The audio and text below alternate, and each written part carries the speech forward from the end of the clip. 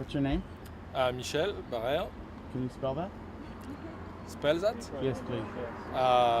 B-A-R-A-E-R. Okay. What are you guys doing today?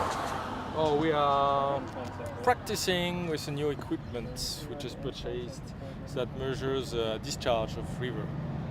Interesting. Where are you from? Oh, I am from Canada. Are you a professor at Ohio State?